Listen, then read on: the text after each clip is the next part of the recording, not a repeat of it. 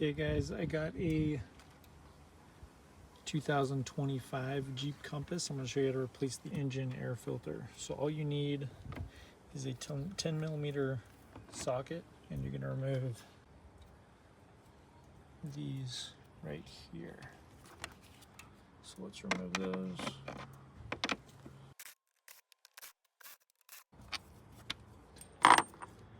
Okay, you're just going to lift that up, pull it out, and that is the engine air filter. I'll link one in the description. See, this one has a lot of dust and stuff. You probably want to just clean that out right there. So you can either clean this out or buy a new one. Again, I'll link it in the description. And then to put it back together, you just put it back in and put those screws in. You should be good to go. Thanks for watching.